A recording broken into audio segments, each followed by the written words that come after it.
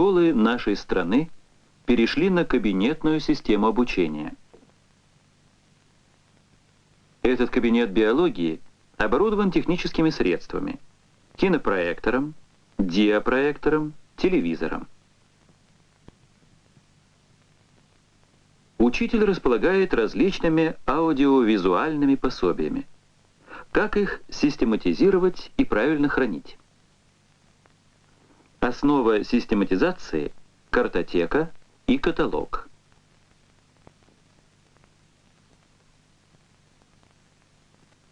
Все вновь полученные пособия обязательно инвентаризируются.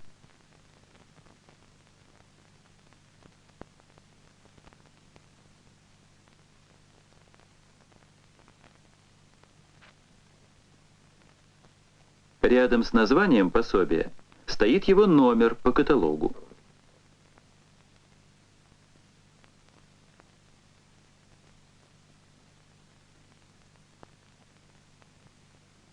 К каждой теме программы составляется особая карточка.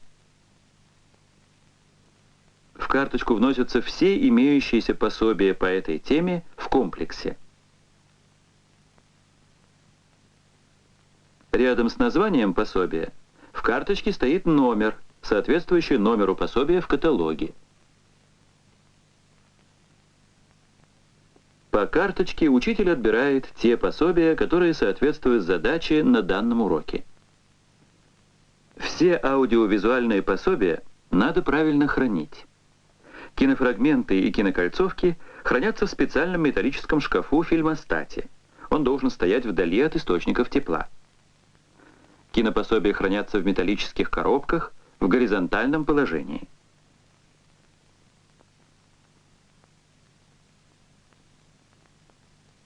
Если кинофрагмент в картонной коробке, то пленку упаковывают в полиэтиленовый пакет.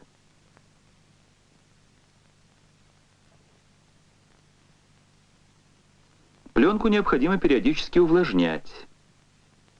В коробку с фильмом на 2-3 дня кладут фильтровальную бумагу, смоченную дистиллированной водой. В этом случае кинопленка на бобине должна быть намотана неплотно.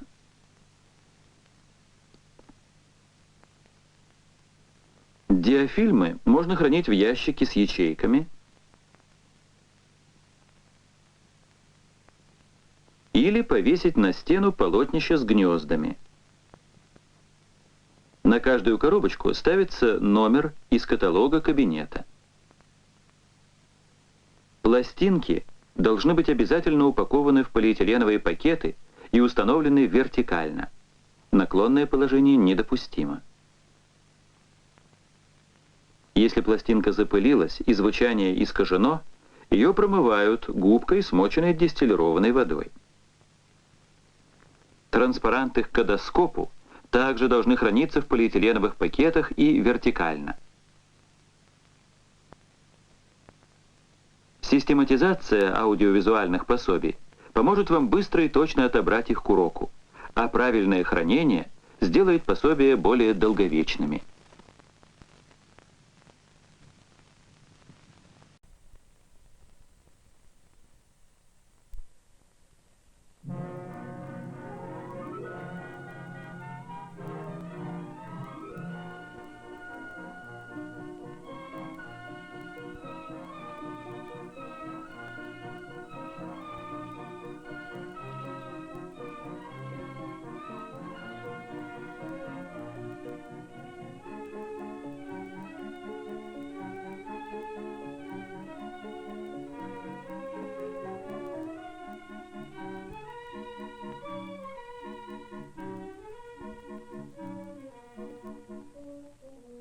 Lights are dimmed, the projector is running.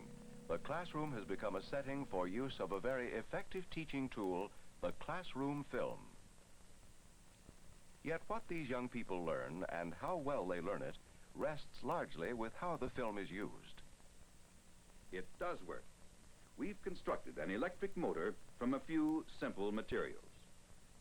Let's review what happens by looking at a diagram. Here is the permanent magnet. Like all magnets, it has a north pole and a south pole. Here's the block of iron with the coil of wire around it. an electromagnet. The coil of wire is attached to wires leading to a dry cell. When current starts to flow, the coil becomes an electromagnet with north and south poles.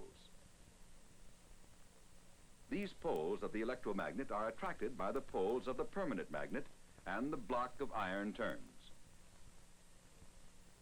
If we reverse the direction of the current in the coil by changing the dry cell connections, the north and south poles in our electromagnet reverse.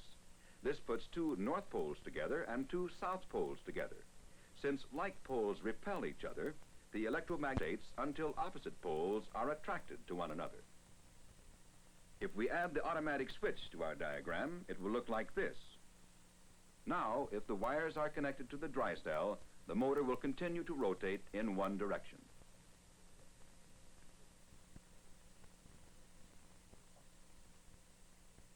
For a science class concerned with how an electric motor works, a classroom film has illustrated a complex process in simple, understandable terms. The film, as is often true, has proved itself an effective and valuable teaching aid. This is particularly true when the film has been carefully selected for content and when the students have been correctly prepared for viewing the film. Activities which follow the film are also important. Activities such as a post-film discussion. Now, can someone explain to me the function of one of the basic parts of the electric motor? Danny. Well, without that automatic switch, the part called the commutator, the motor would make a complete revolution. Do you all agree with Danny's statement? George. Yes, I do, because on the diagram you could see that the commutator reverses the current. If it didn't, the motor action would stop. All right now, from what we've seen in the film and talked about, can someone give me the definition of a commutator? Sharon, give me your definition. A commutator is a device for reversing the direction of a current. The film has been used to convey information and to stimulate deductive thinking.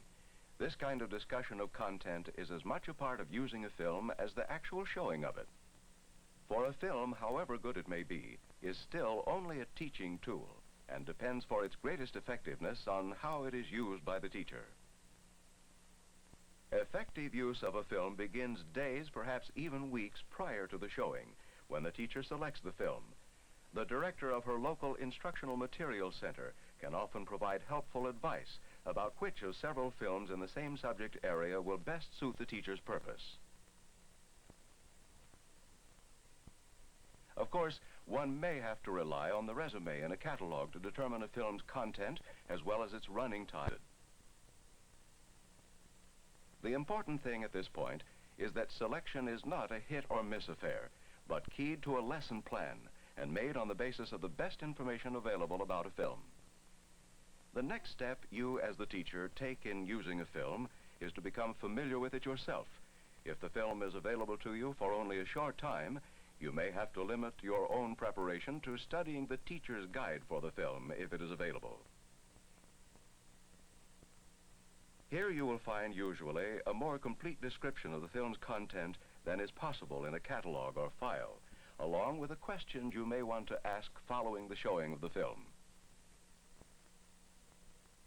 Comments from previous users of a particular film, if they are available, are also helpful. An ideal way to study a film and prepare to use it with your class is to preview it, with pencil in hand, taking notes as the film progresses. It can be a real help to have one or more of your students in the preview room with you.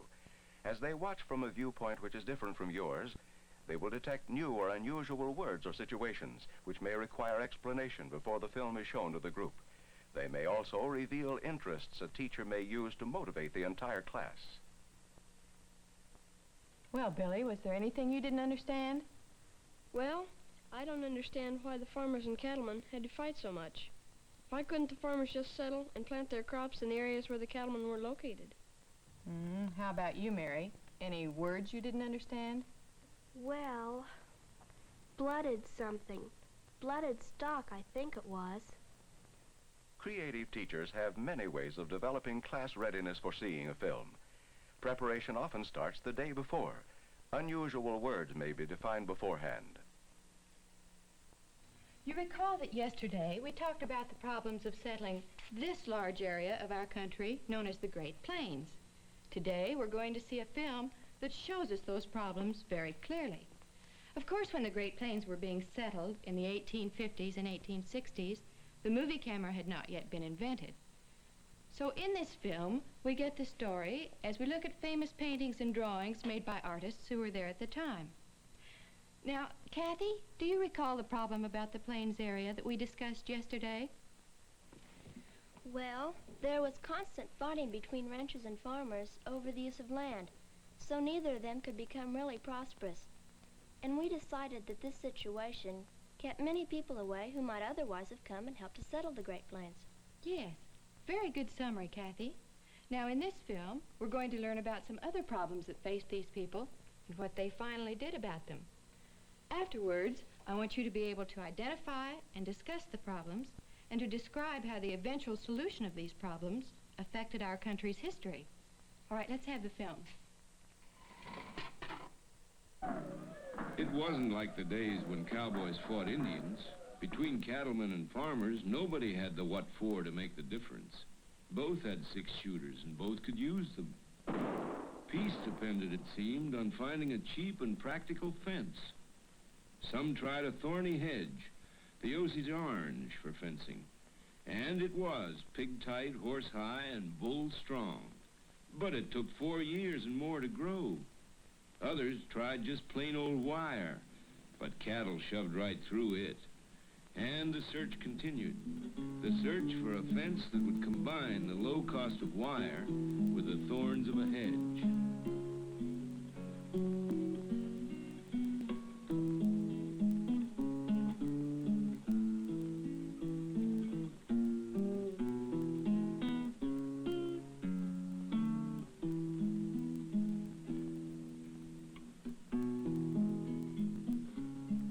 In 1874, Joseph Farwell Glidden, a 60-year-old farmer, was granted a patent for a barbed fence wire that worked.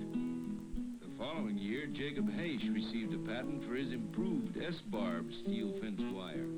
Both methods were practical and inexpensive. The West got its fencing. But the new fences blocked off the cattle trails to the railroads. And there were some who resisted the changes on the plains brought about by barbed wire. Some fenced off water holes, forcing others to become fence cutters. But the bark of 6 shooters diminished. Laws were passed to protect both sides, and in time barbed wire turned out to be a blessing to the cattlemen too. They had built their industry on the native Texas longhorn, a tough, mean, ornery critter, as tough on the table as he was on the range. With barbed wire fencing, the cattlemen could separate their herds, introduce blooded stock, and supply the demand for better beef. Soon the Great Plains became a new land. The railroad, the Colt revolver, the artesian well, the windmill, new ways of farming dry land, and of course barbed wire, enabled our country to settle a vast interior, to turn what was once the great American desert into rich, fertile farmland. Who can give me some reasons why the invention of barbed wire was so important to the development of the Great Plains? Jimmy? Well, the barbed wire helped both farmers and cattlemen because they could keep the cattle where they're supposed to be, and the farmers could do more farming and less fighting. Yes, and this was the only kind of wire fencing ever invented that could do the job, wasn't it? Why didn't they build wooden fences? Karen? There wasn't any wood. Yes, that's right, Karen. Now I think it might be interesting to find out why there was no wood available in the Great Plains area. This will take some research. So Karen, you, Betty, Tom, and Alan prepare a report on this. We're all going to spend some time reporting on other aspects of this subject, too. Who would like to find out more about the benefits the barbed wire fencing made possible for the cattlemen? Bob? Well, I recall the film mentioned something about separating the herds and introducing blooded stock. I'd like to know more about this. Okay, Bob. You team up with George, Bessie, Elaine, and Frank on that question. There are many ways to conduct post-film activities profitably. The objective should always be to use the film as a springboard to learning, understanding and creating. Assigning a research project on a topic related to the film will help the student to form relations of ideas, concepts, and facts, and thereby provide creative learning experiences. In any review of effective use of classroom films, we should not overlook the importance of physical details. For example, proper arrangements for seating, lighting, ventilation, and placement of equipment.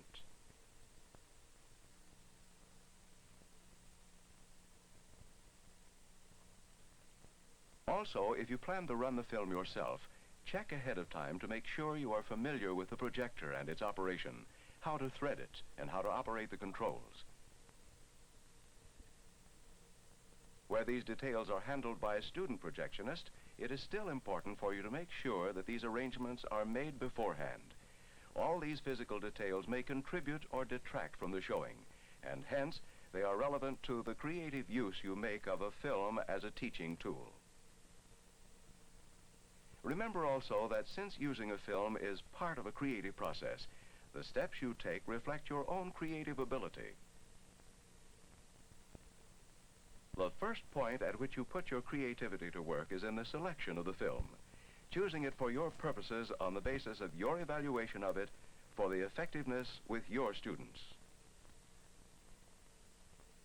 The second point is the key to all the steps following it, your own preparation for showing the film.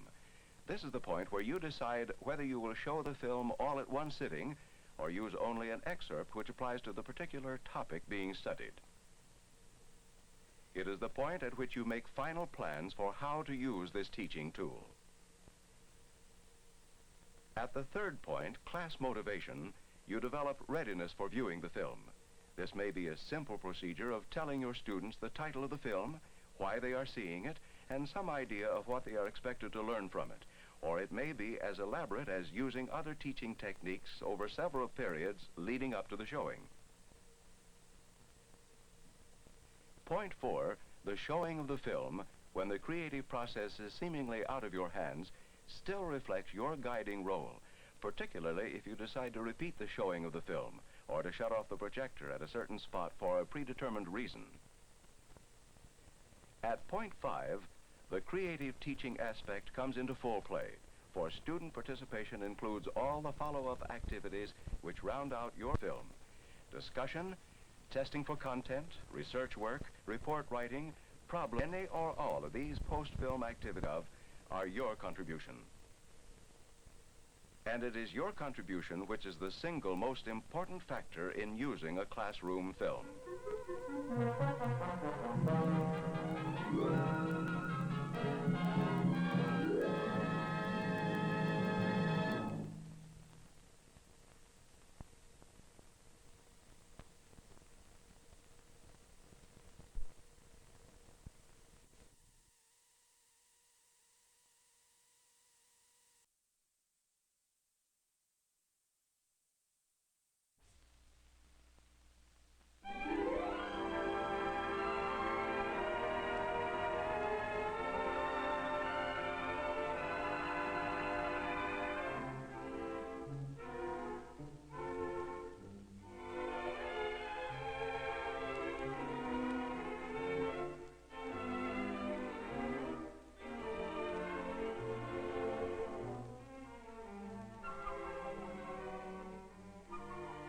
Film damage can result from poorly repaired film, from faulty equipment,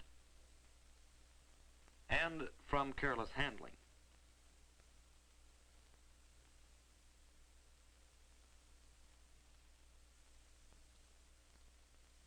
This is the result.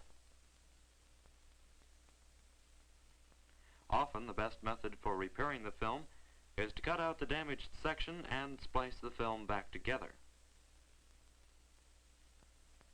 There are many kinds of splices. All of them will hold the film together, temporarily at least, but few of them are designed to allow the film to be projected again. In this film, we will show you how to make a splice such as this one, which will allow the film to be projected again. First of all, it will help you to know the principle behind the splicing technique. Motion picture film is composed of three general parts: the emulsion, which contains the photographic image, the acetate base, which supports the emulsion, and a binder, which holds these two parts together. In the splicing process, the emulsion and the binder are removed first, and cement is applied to this scraped area. The two pieces of film to be spliced are then overlapped at this point, forming a strong, permanent splice.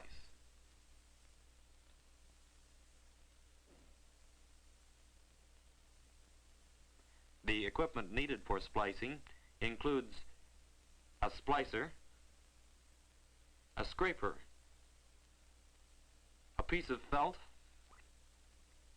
a small amount of water, a brush, a clean cloth, and some fresh film cement.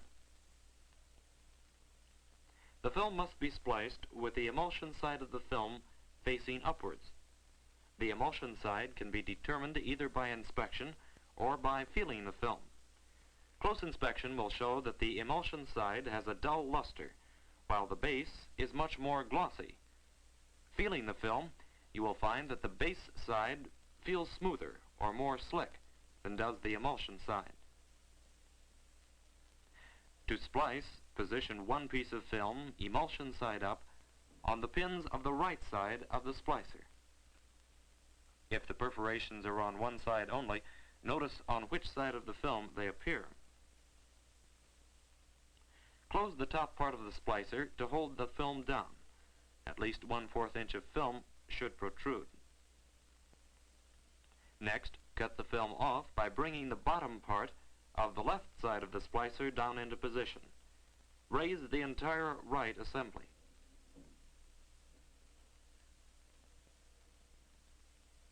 On the left side of the splicer, position the other piece of film, emulsion side up, and bring the top section down into place. Here too, some film should extend from the splicer. The perforations should be on the same side as those on the other piece of film. Bring the right side of the splicer down until it cuts the end of the film squarely, then return it to its former position. To soften the emulsion, moisten the film on the left side with a wet piece of felt. Some splicers do not require this moistening. Next, using either a metal scraper or an emery board, carefully scrape the emulsion off of the moistened film.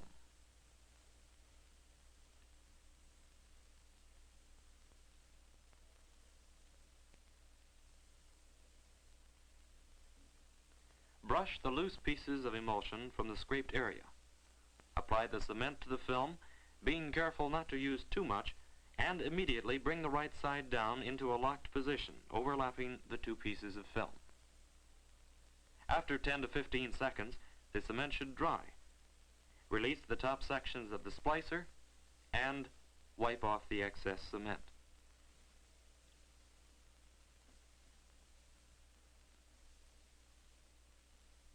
The result is a strong, accurately made film splice.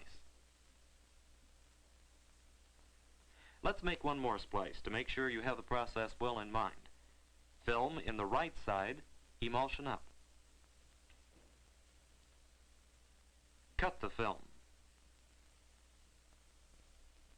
Film in the left side, emulsion up. And again, cut the film. Moisten. Scrape. Brush.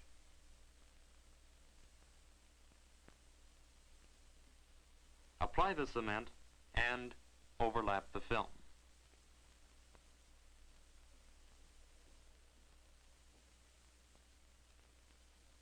The useful life of a motion picture can often be greatly extended by correct splicing repair.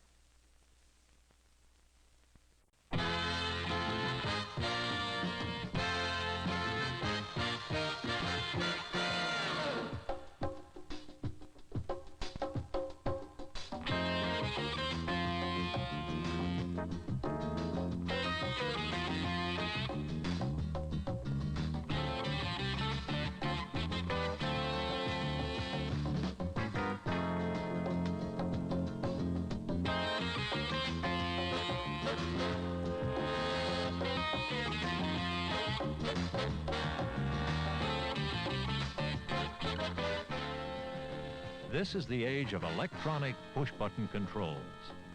From large industrial marvels to the smallest pocket calculator, electronic microcircuitry makes things happen with the speed of light, quietly and reliably.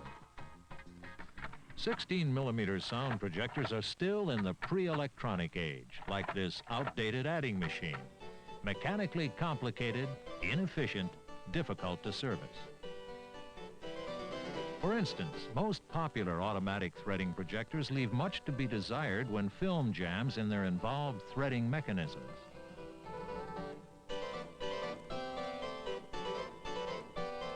They're not so simple to use or trouble-free when film must be unthreaded to correct a jam or when removed mid-reel. Many times, film is further damaged by this excessive handling.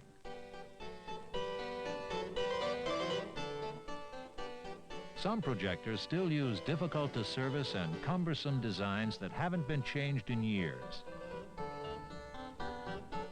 These old-fashioned spring belts, for example, are exposed, easy to damage, and potentially hazardous.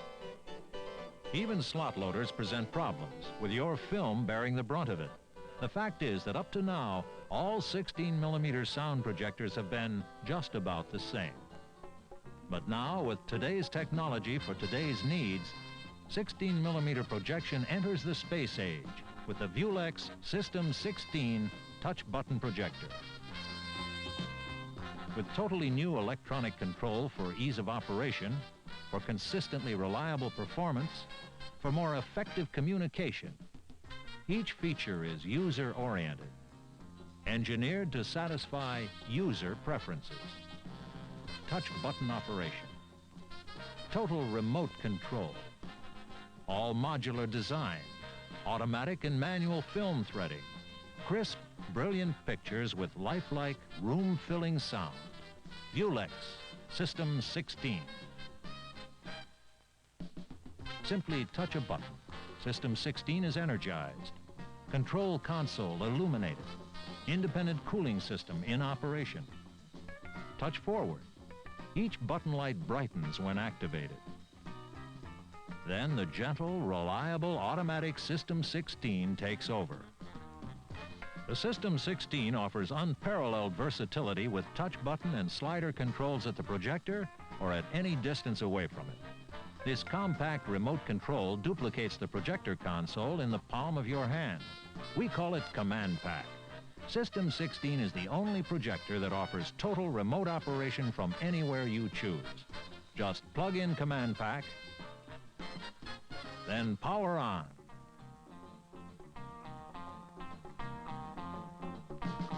Forward. Lamp on.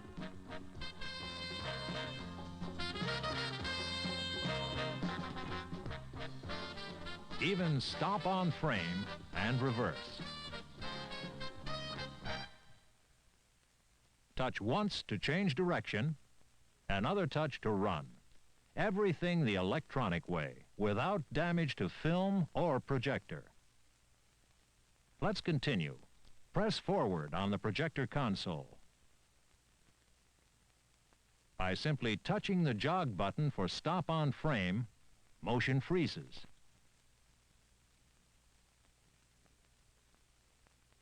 You can study and discuss specific scenes. The image on the screen always remains in focus.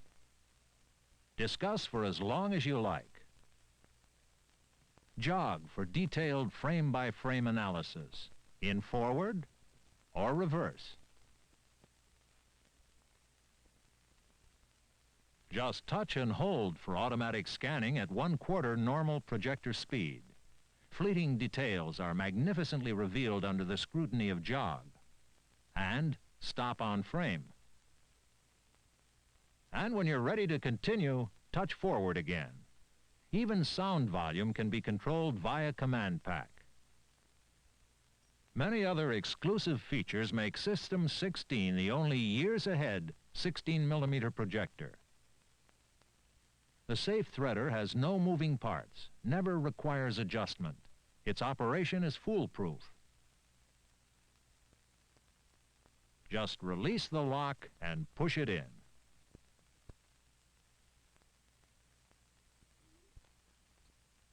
Touch for power and start. The safe threader guides the leader through the projector. Then the threader is moved completely out of the film path so that film contact points are kept to a minimum. And to remove the film at any time, even in mid-reel, simply slide out the safe threader. The swing-out lens gate and uncluttered film path make unthreading a snap. The film is so readily accessible, there's no danger of damage due to its mishandling, even when removing film from the sprockets.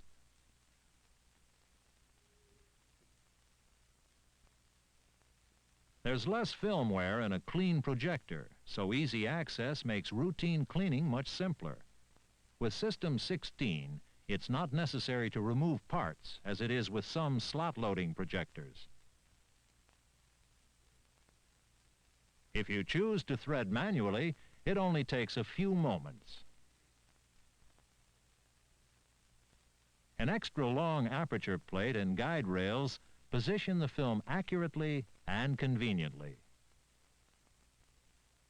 The oversized threading guides are permanently outlined on the projector and easy to follow. And spring-loaded sprocket shoes lock into position securely.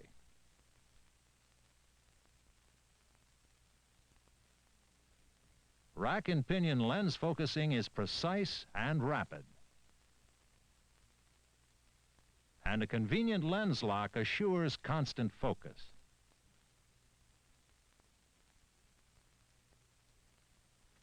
For reduced film wear, System 16 is the projector with the least number of film contact points, just 8, while the number of contact points on other projectors ranges from 14 for an Aki to 18 for a Bell & Howell. We call it feather touch film handling. This poorly made masking tape splice shows how System 16's design permits trouble-free operation. Here we're cutting off 4 perforations to demonstrate how System 16's 3-tooth shuttle and automatic loop restorer will ease most damaged film through the projector without having to stop. Tape splices, staple splices, torn perforations, all are easily handled. The automatic loop restorer works quickly and positively.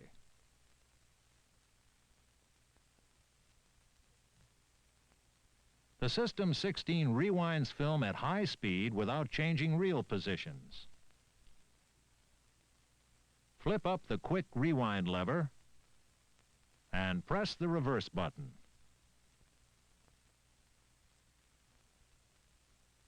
Nothing touches rapidly moving and vulnerable film surfaces. With in-path rewinding on slot-loading projectors, fast-moving film is exposed to the internal projector mechanism and is subject to damage. An energy-saving 200-watt tungsten halogen lamp provides whiter and brighter light with lower operating cost. The lamp is completely accessible, easy to replace.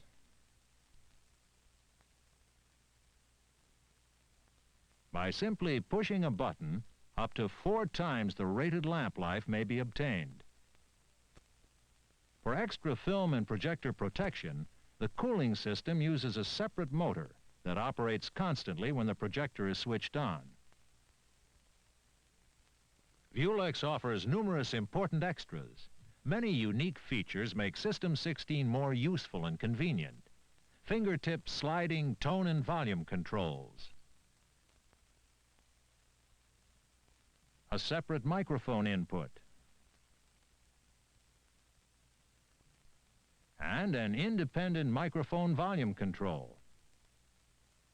Using a microphone in combination with Command Pack's remote control is perfect for individualized film narration. You have a choice of sound or silent speeds. The change is effected electronically by changing the speed of the drive motor. No belt shifting, no complications. An external speaker jack. A geared tilt control operates rapidly and won't slip. And storage space within the projector for an 800-foot reel.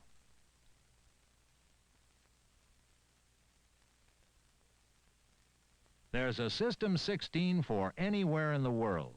Models ranging from 100 to 240 volts, 50 and 60 hertz. Here's the inside story of System 16's superiority through modularity. 12 modules, each crafted for high reliability. The Viewlex System 16 puts them all together for superior performance and takes them all apart for superior serviceability. We call it AccuBlock, System 16's unequaled 100% modular construction. Easy to service, with minimum downtime, and at low cost.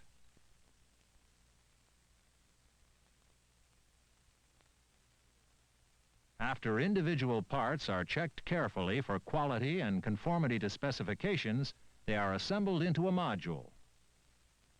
Each module is then thoroughly tested as a functioning unit. This is AccuBlock dependability.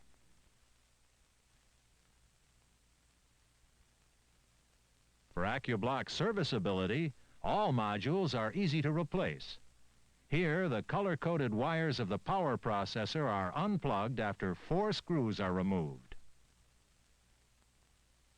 The replacement module takes only minutes to install.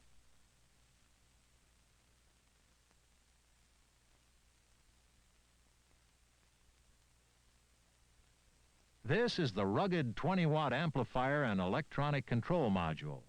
Its integrated solid-state flat-pack circuitry replaces 70% of the noisy mechanical parts of non-System 16 projectors. All connections and circuit boards quickly unplug.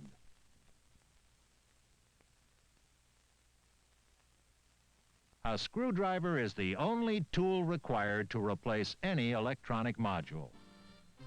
This is the master board, the electronic heart of the projector. With competitive projectors, the film shuttle mechanism is the most time-consuming and expensive to service. Here's why. To repair this critical area in a Bell & Howell, this is the disassembly required. However, with System 16, just replace the projection module. It takes less than 10 minutes. Remove 4 screws.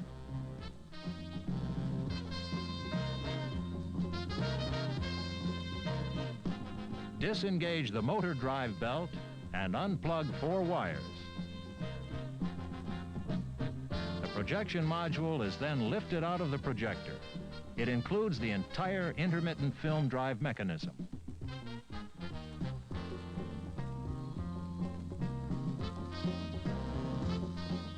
For example, here's the 3-tooth shuttle. The removed projection module may be serviced by your own technician. However, to benefit from System 16's minimum out-of-service time feature, a module kit will supply a working module for immediate replacement. The inoperative one is then returned to Viewlex for exchange with a factory fresh replacement at once, so that your module kit inventory remains constant and always ready for use. It all adds up. With AccuBlock modular design, the Viewlex System 16 does more, does it better, and does it for longer. With touch button operation, with total remote control, with all its unique and useful features, this 16mm projector of the future, ready for today's communications needs, is right in the palm of your hand. Try it.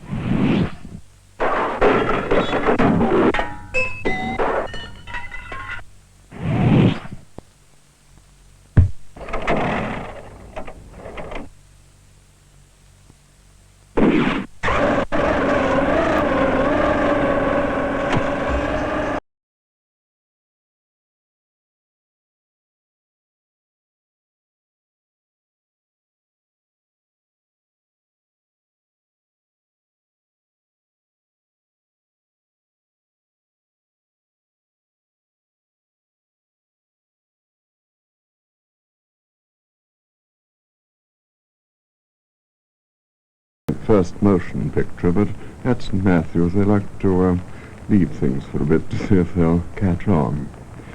Tonight, convinced that the movies are here to stay, the church is putting on a film. Meet Matthew. No, not the saint, but Matthew Sprocket, the projectionist. He also likes to leave things for a bit.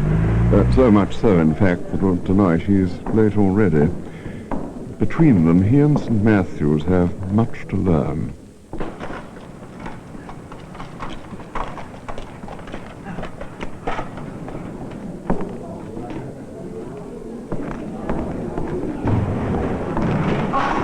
Mr. Sprocket. I'm sorry I'm late. Sure, I missed the turn in the rain was coming down, you know. Yes, well, you're here now. Now, look, I hope the table might be suitable for your requirements. First class, first class. Do I just have that, do I just have Look, now. Look, do you think that will be safe? You're dealing with an expert? Now. Where'd you like this? What is it? A screen. Well, up there, I suppose.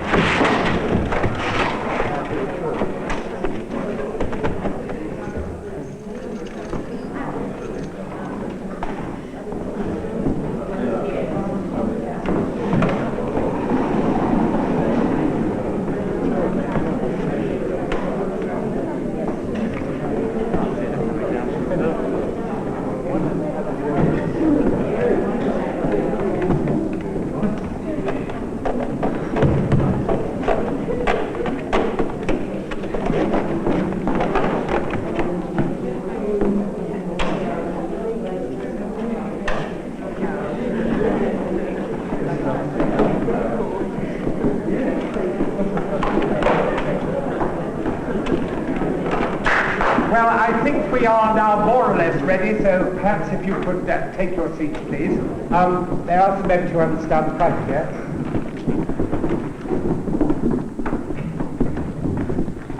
Well, good evening, ladies and gentlemen, or perhaps I should say friends. May I first of all welcome all of you to what perhaps is a rather momentous occasion in the life of St. Matthew's. For tonight we are to have a film show. And I do feel that in this day and age, this whole matter of communication is extremely important. We Christians need to be prepared to communicate with communications, and we need to do this constantly. But as I've said, tonight we are going to have a film show. Now I realize that perhaps it will be quite a novelty. It might be when I was a younger man. I must say the cinema has been with us now for quite a number of years, and perhaps I should confess that occasionally I visit it myself, although I could really be described as a film fan.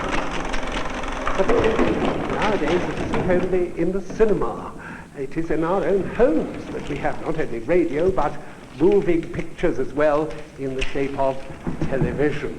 And you have come here to see a film. And it is my privilege and pleasure to introduce you to our very able, not to say talented projectionist, Mr. Matthew Sprocket. And he is going to project our film for us. And I am sure that this will be an experience which none of us will ever forget.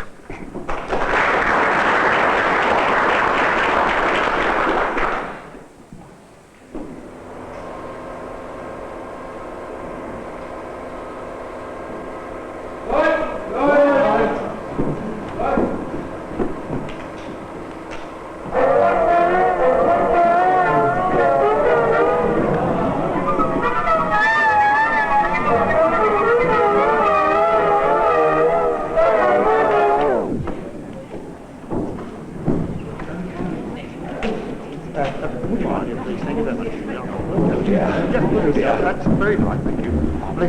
Be all right now, Vicar. Be all right now, don't worry. It's all right. Well, patience, dear friends, patience. We live in a technological age, and I suppose in a time like this we must expect the occasional spanner in the works, but I'm sure Mr. Sprocket will soon manage to remove this particular spanner. I do feel that it is very important that the Church should keep abreast of the times, and that it should never allow its members to relax into its bosom, but that it should push them out into the hurly-burly of life's rich pageant.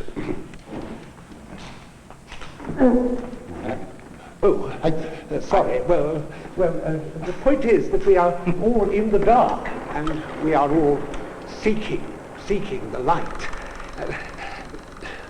Are you ready now, Mr. Sprocket?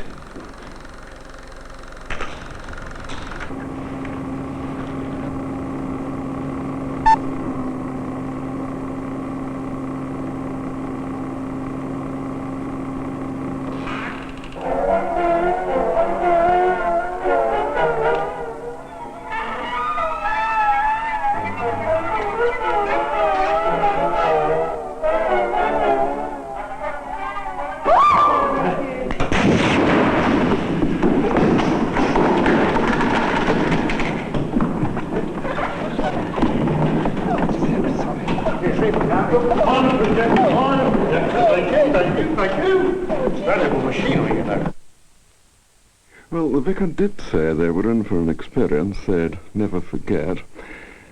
So let's start again from the beginning and see how it might be done. Learning to show films efficiently isn't very difficult, but there are perhaps 10 basic commandments. First, make sure that your publicity is as attractive and informative as possible. And second, early preparation is essential. This means that the projectionist must be there in good time, the hall must be prepared well in advance, and this includes adequate blackout when necessary. It's a good idea to have stewards in the hall early to help the projectionist, and in particular to control the house lights. Third, the projectionist should make sure he has all the things he'll need. A proper projection stand, tall enough to clear people's heads, spare bulbs, adapters for plugs, an extension lead for the mains cable, spare spools, brushes to clean the projector, and fuses. Commandment 4. Put the screen where everyone can see it and place the loudspeaker as high as possible to left or right of the screen and facing diagonally across the room. Since you have a mains extension cable, you'll always be able to align the projector correctly with the screen, however far away the main socket may be. 5. Using the brush you've brought, clean the film path, the lens, and, most important, the sound optics. A small piece of dirt can permanently damage a film. 6. Before lacing up the film, switch on the projector and focus the white light on the screen. If necessary, adjust the position of the projector. This should be the last time white light is seen on the screen. Turn on the amplifier and set tone and volume controls to a midway position. Test that the sound system is working by moving the lens brush in front of the exciter lamp. Then lace up the film. This is a projector with automatic threading, which makes lacing easy. However, it is vital to check that the leader is in good condition with no torn sprockets. Whatever the projector, follow the instructions. Advance the film to where the numbers start and turn down the volume. You are now ready to start showing the film. Good evening. May I welcome all of you to St. Matthew's. Tonight we have a new venture, which is a film called Followers of the Sun. Commandment 7. Make sure that whoever does the introduction to the film is clear and to the point. Lively discussion afterwards. Thank you. 8. The correct starting sequence is important. Switch on the projector motor, not the lamp, and watch the numbers on the leader as they go into the projector. At number 3, turn out the house lights, turn on the lamp, and fade up sound. Focus the film and adjust the framing and tone controls if necessary. Now, just before we leave Matthew and St. Matthews, let's go over these points once again. First, always have good publicity. Second, always be punctual, arriving in good time. Third, preparation is vitally important. Try and think of everything you may need. Fourth, see that your projector, screen and loudspeaker are in the correct position. 5, take care to clean the film path. 6, preset the film and projector controls so that you're ready to start immediately. 7, anyone who does a preamble to the film should know how to stand up, speak up, and shut up. 8, project the film using the correct starting sequence. And 9, well, at last you can sit back and relax, but do be alert for any problem that may arise. Never, never leave the projector while it is running.